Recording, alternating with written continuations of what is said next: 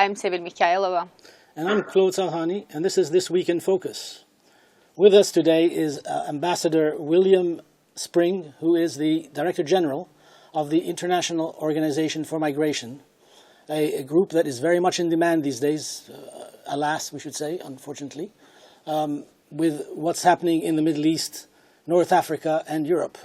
Migration in huge numbers of people crossing borders looking for safety for themselves and their families. And what brought to light this recent the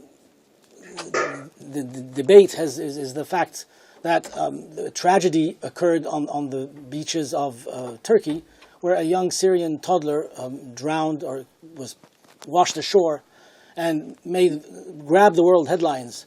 Ambassador, I'd like to ask you something like this photograph that we're talking about wakes people up, doesn't it? It's a tragedy, but it helps the cause of others, and hopefully his death might have not been totally in vain. That's correct. That's absolutely correct. I think it has focused the world's attention. Frankly, I think all of us are somewhat surprised at the surprise of so many people and governments that a large number of people are coming north, because we are in a period of unprecedented simultaneous conflicts and humanitarian disasters. Syria is in the 5th year of war. Iraq and Afghanistan continuing to have their problems. You have Yemen, Libya. You have the 40-year war in Somalia, South Sudan, Central African Republic, the DRC, Boko Haram in Nigeria. You had Ebola in West Africa in the Manu River Union. And there are other instances like that.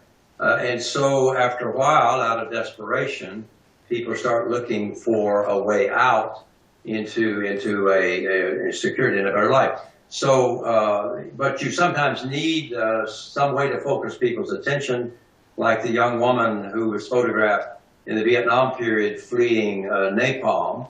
And then people with a wake-up call start to focus in on the real issue of how to help people in need. Why, this may be a somewhat strange question, or why can't the international community preempt these things? I mean, Syria, 4 years, as you said, 4 years of war. We've seen movements of people, both within the country, IDPs, internally displaced persons, and people pushed out of the country.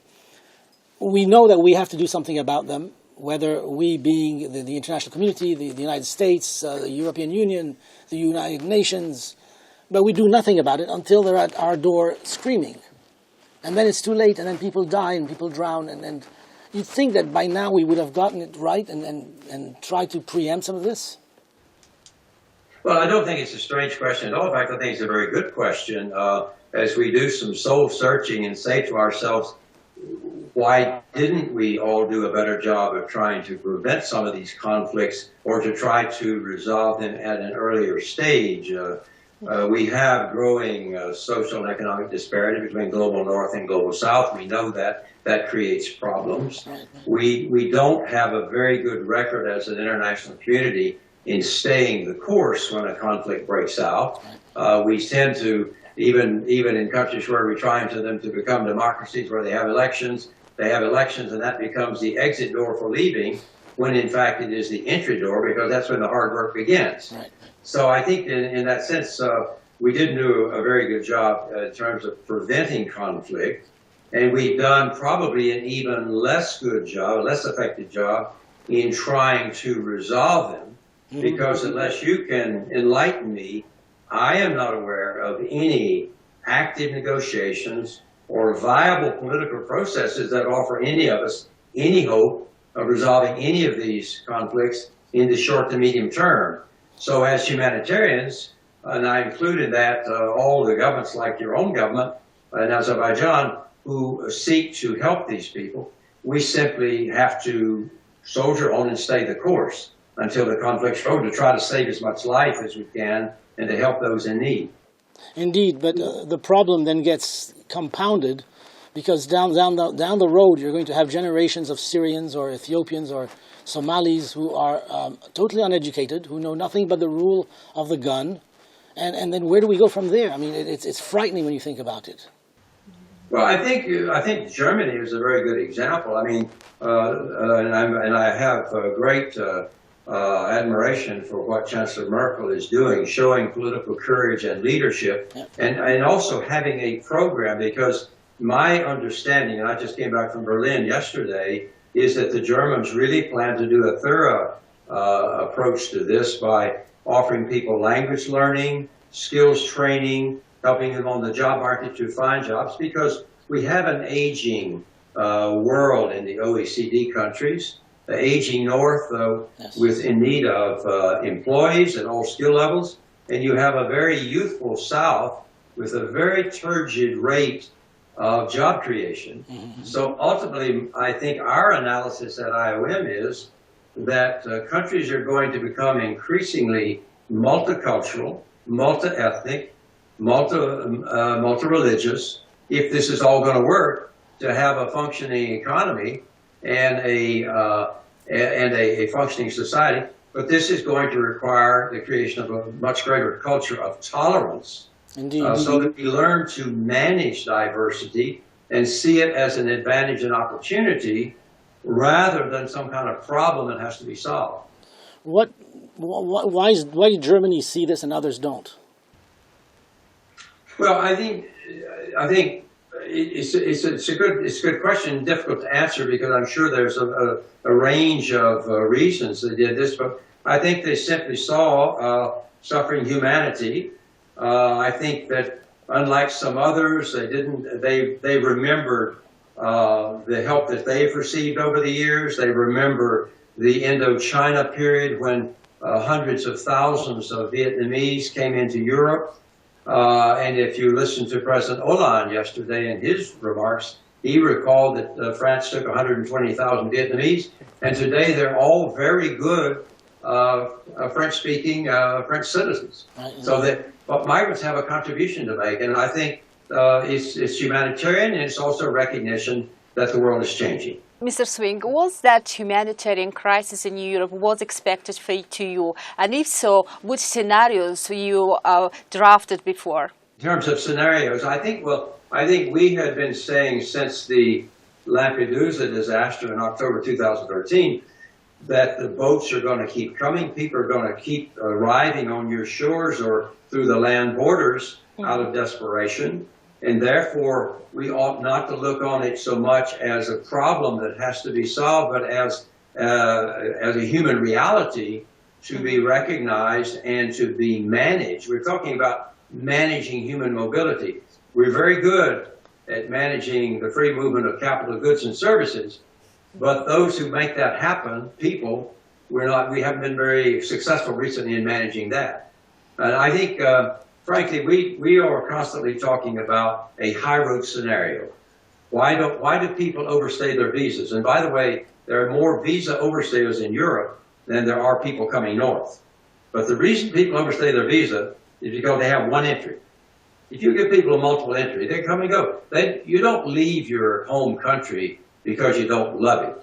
You leave it for either because you have no opportunity or you have greater opportunity elsewhere.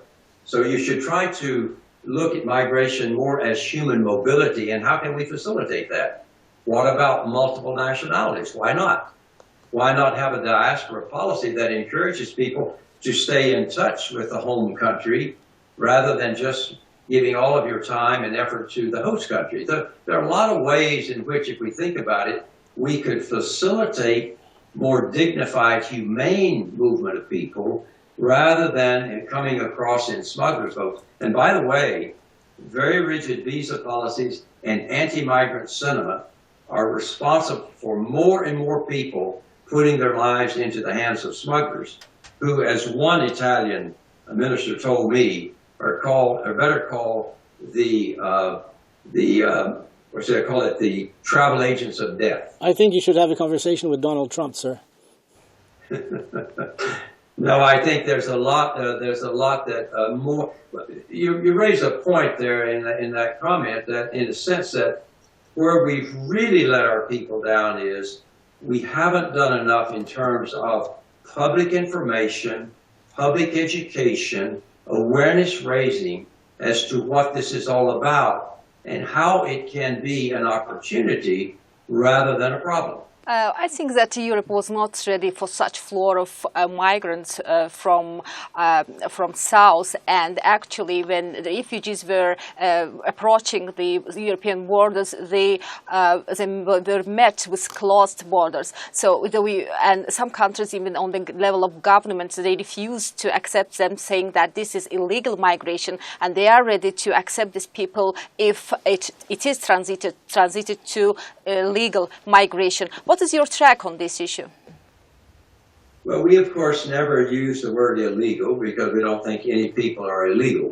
That's why we've tried to use over many, many years the term irregular migration in the sense that they don't have proper papers.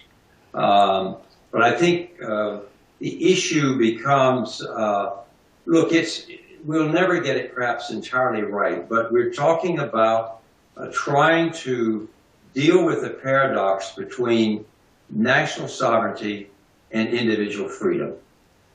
We're talking about a balance between national security and human security. And these are very difficult conundrums and paradoxes to conjugate properly, but somewhere in between lies a formula that will be more humane and dignified when we recognize that everyone is a person and everyone has needs.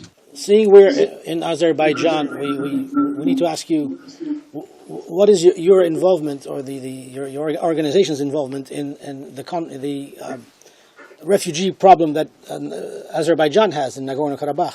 Well, we know that that was raised during my time there. We know there are these 4 UN resolutions from, I think, 1992, 1993 in that period. Obviously, we hope for a peaceful outcome to that so that those who've been displaced and otherwise disadvantaged by the situation can then be given their own rights. And I visited some of the resettlement areas there, and I thought the government was doing a very good job in trying to help these people to have as good a life as they could until this whole issue could be resolved. So that was encouraging. Do you cooperate with the relevant structures in the government in the issues of migration in Azerbaijan? Yes, no, thank you for that question. We have a very excellent relationship with the government and people of Azerbaijan. We have had a program there since the 90s, and Azerbaijan became a member in, I think it was 2004. I've been hoping to come to Baku for some time. I finally made it there last week and was delighted to be there. I couldn't have been more warmly received. I started my very first visit was with President Aliyev, and I was so honored and delighted to have that chance to see him. I went to lay a wreath at the tombs of the founding father, President Aliyev, and his wife Zarifa. I met with the State Migration Service, which is quite a unique agency in that it brings everything together like a one-stop service center for migration matters. Similarly, I met with the State Border Service, also very good meeting there. I met with the Minister of the Interior. I did an evening tour of Baku Boulevard, which I really enjoyed, and I have a lot of nice photographs to show from that to the beauty of Baku and what you've done with developing that whole area there. And then I visited these shelters that I mentioned. So I had an excellent visit. We are doing a range of things. We're proposing now an assisted voluntary return and reintegration project, a pilot project that we do with the government to help those people who need to be returned home and don't have the means. We've looked at some visa assistance services. There's a whole range of things we're doing together, and we're very, very happy with the relationship. And I'm very grateful to the government and the people for the wonderful reception I had there. Mr. Swing, can you please mention which challenges does the migration service has in Azerbaijan and your particular assistance to the local migration structures in this respect? Well, we're dealing across the board. There's I say the SMS, the State Migration Service, is our principal interlocutor because they bring together under one roof many of the migrant services there. I was able to say to the president and to the foreign minister and the interior minister that we also can provide services to Azerbaijan for your citizens living abroad. If there should be an Azerbaijani caught up in a crisis in any of these major crises we've spoken about, if they're caught in that crisis, please let us know, because generally speaking, IOM would be in a position to try to help you bring those people back to safety and bring them back home. Because although we are small agencies, we have about 10,000 people in 480 places around the world. So we're often able to reach people in trouble and to get them out of harm's way. So we're looking at that. We're looking at other kinds of services to make life easier for migrants coming in or for Azerbaijan nationals going abroad. Going back to the current crisis, Middle East, North Africa, have you seen something on that scale in your career? Let me put it this way. I have been in diplomacy in one form or another for about 50 years. I spent about 40 years as a diplomat for my country, and I spent about 8 years heading 2 UN peacekeeping missions in Africa, and now I've been in this position since 2008. So I have to say no, I have never seen in those 50 years as complex a situation as we have now, in which we have all of these simultaneous emergencies, and we have a vacuum of leadership on the questions. We have a significant erosion of international moral authority, where international humanitarian law is being violated on many sides. We have an unclear power relationships in the world. All of that together, and no active negotiations going on, and no political processes to speak of that would allow us to find a solution quickly. So that is why I'm saying we've never had quite this array of what I would call, unfortunately, the perfect storm. Yeah. Yeah. And there's also a growing lack of confidence by people in their governments to manage this whole situation. So that's the perfect storm. Do you have any strategy to come out from such a situation? Well, we're far too modest an organization to say that I have an actual strategy. I mean, my strategy is basically one of seeking more partnerships. This is why I was in Azerbaijan, to make sure that we have a good partnership there, which we do. We work with all the UN agencies, although we are not a member of the UN. We work with the private sector. We work certainly with the NGO world, including some of the NGOs in Baku. We do most of our services inside Syria right now. For example, we have 300 people inside Syria, largely working through the NGOs there to provide assistance to 7.9 million internally displaced people who don't get nearly the attention of the refugees on the outside, but who have great needs. So I think partnership's a good way to go, to be as professional as possible in order to earn respect for what you're doing. These are the elements that we have as a strategy. Ambassador Swing, thank you very much for your time. Thank you for being with us. And thank you for what you're doing. I think it's what the ambassador said at the end. It's the perfect storm. It's the perfect storm that when everything comes together, the politics, the tragic development for individuals, and no solution. There's no negotiations going on to stop this flow of humanity. It's quite frightening when you think about it. Let's hope that all things will find their places. I want to leave our viewers with my usual wishing them a better tomorrow, but I'm a little pessimistic today. I will nevertheless say, here's to wishing you a better tomorrow. Goodbye.